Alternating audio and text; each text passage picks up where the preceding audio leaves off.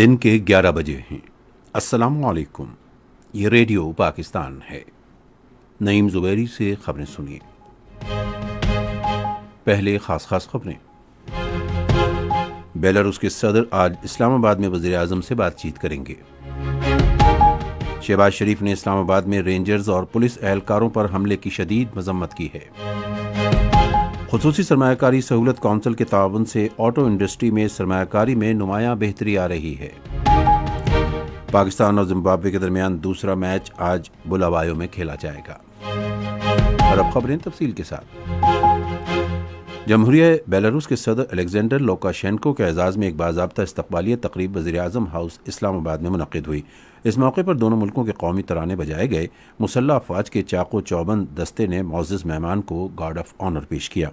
وزیر اعظم شہباز شریف اور بیلاروس کے صدر کے درمیان معاونین کے بغیر ملاقات ہوگی، جس کے بعد دونوں ملکوں کے درمیان وفود کی سطح پر بات چیت ہوگی۔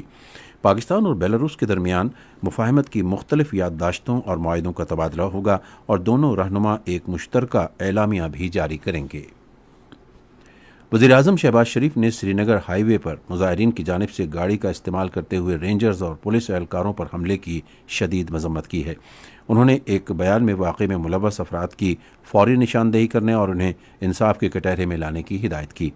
وزیر اعظم نے حملے میں زخمی ہونے والے رینجرز اور پولیس اہلکاروں کو بہترین طبی سہولتیں فراہم کرنے کی ہدایت بھی کی۔ شہباز شریف نے کہا کہ انتشار پسند گروہ خونریزی چاہتا ہے۔ انہوں نے کہا کہ یہ پرامن احتجاج نہیں بلکہ انتہا پسندی ہے۔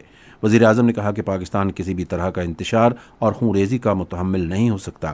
انہوں نے کہا کہ مذموم سیاسی ایجنڈے کے لیے خونریزی ناقابل قبول اور انتہائی قابل مذمت ہے۔ وزیر اطلاعات عطا اللہ تارڑ نے پاکستان تحریک انصاف کو انتشار اور انارکی کی سیاست کرنے پر تنقید کا نشانہ بنایا ہے۔ انہوں نے راولپنڈی میں صحافیوں سے گفتگو کرتے ہوئے کہا کہ پاکستان کے عوام ترقی اور فلاح بہبود کی سیاست چاہتے ہیں، جس کا اظہار وزیر اعظم شہباز شریف کی قیادت میں حکومت کے عوام دوست اقدامات سے ہوتا ہے۔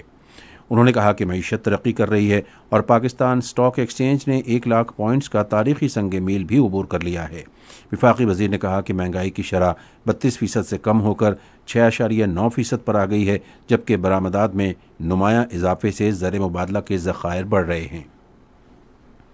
خزانے اور محصولات کے وزیر محمد اورنگزیب نے حکومت کے مالیاتی امور میں شفافیت اور احتساب کو یقینی بنانے کے لیے اصلاحات کی ضرورت پر زور دیا ہے۔ اسلام آباد میں آڈیٹر جنرل آف پاکستان کے دفتر کے دورے کے دوران انہوں نے پاکستان کے سپریم آڈٹ انسٹی ٹیوشن کی کارکردگی کو سراہا۔ وزیر خزانہ کو آڈیٹر جنرل آف پاکستان کے محکمے کے کام کے بارے میں تفصیلی بریفنگ دی گئی۔ انہوں نے 18ویں آئینی ترمیم، سپریم کورٹ کے فیصلوں اور بین الاقوامی بہترین طریقوں کو مد نظر رکھتے ہوئے AGP ایکٹ پر نظر ثانی کی ضرورت پر زور دیا۔ انہوں نے آڈیٹر جنرل کی آئینی ذمہ داری کو پورا کرنے کے لیے صوبائی سطح پر ڈائریکٹر جنرل کی رسیدوں کے آڈٹ کے لیے دفاتر کے قیام کے لیے اپنے مکمل تعاون کا یقین دلایا۔ خصوصی سرمایہ کاری سہولت کونسل کے تعاون سے آٹو انڈسٹری میں سرمایہ کاری میں نمایاں بہتری آ رہی ہے اور سرمایہ کاری کے رجحان میں اضافہ ہو رہا ہے۔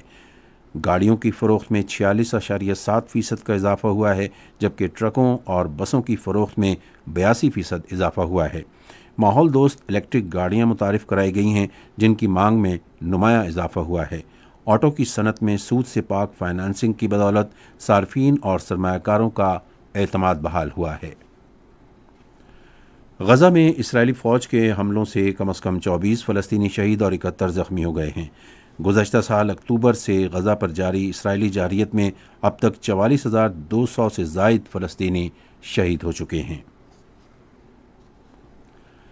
پاکستان اور زمبابوے کے درمیان 3 ایک روزہ بین الاقوامی کرکٹ میچوں کی سیریز کا دوسرا میچ آج بلاوایو میں کھیلا جائے گا۔ میچ دن کے 12:30 بجے شروع ہوگا۔ زمبابوے کو سیریز میں 1-0 سے برتری حاصل ہے۔